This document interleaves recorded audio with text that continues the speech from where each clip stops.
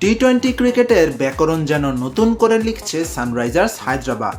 সেই ব্যাকরণে একটাই শব্দ, মারো মারো এবং আরো মারো। অবস্থা এমন দাঁড়িয়েছে যে তাদের বিপক্ষে মাঠে নামতে হবে এটা ভাবলেই প্রতিপক্ষের বোলার ও অধিনায়কের গলা শুকিয়ে যায়। Punjab kings, royal challengers Bengaluru, Delhi ক্যাপিটালসের পর এবার হায়দ্রাবাদের ব্যাটিং তাণ্ডবের শিকার হলো লখনৌ সুপার জায়ান্টসের বোলাররা। ব্যাট হাতে তাণ্ডব চালিয়ে 165 রানের লক্ষ্য মাত্র 9 ওভার 4 বলেই টপকে গেছে হায়দ্রাবাদ। এমন ম্যাচে আরও এক নতুন রেকর্ড গড়েছে হায়দ্রাবাদ। পুরো ইনিংসে 14টি ছক্কা হাঁকিয়ে হায়দ্রাবাদের দুই ওপেনার অভিষেক শর্মা ও ট্র্যাভিস হেড দলকে নিয়ে গেছেন নতুন এক উচ্চতায়। আইপিএলের ইতিহাসে সর্বোচ্চ 287 রানের পর এবার রেকর্ড 146টি ছক্কা হায়দ্রাবাদের দখলে। তবে মজার ব্যাপার হলো লিগ পর্বে এখনও 2 ম্যাচ বাকি হায়দ্রাবাদের।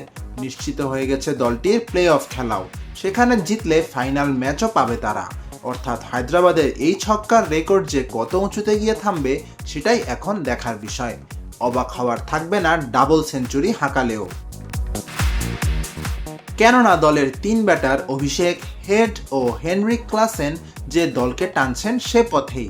3 জন মিলেই 146টি ছক্কার মধ্যে 97টি মেরেছেন, যার মধ্যে সর্বোচ্চ 35টি ছক্কা অভিষেক শর্মার একাই, যা এবারের আইপিএলেও সর্বোচ্চ।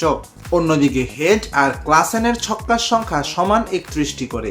কাজে সামনের ম্যাচগুলোতে এই 3 জন জ্বলে উঠলে এই ছক্কার সংখ্যাটা কোথায় গিয়ে দাঁড়ায় সেটাই এখন দেখার বিষয়। হায়দ্রাবাদে তাণ্ডবের দিনে দ্রুততম সময়ের মধ্যে 1000 ছক্কার সাক্ষী হয়েছে আইপিএলের সমর্থক এবং দর্শকরা। সব মিলিয়ে 13,079 বলে 1000 ছক্কা হয়েছে এবার। এর আগে 2023 সালে 1124টি ছক্কা হয়েছিল, তার মধ্যে 1000টি ছক্কা মারতে লেগেছিল 15,390টি বল, যা ছিল সবচেয়ে দ্রুততম 1006-এর রেকর্ড। এবারের আসলে সেটিও ভেঙে দিল দলগুলো।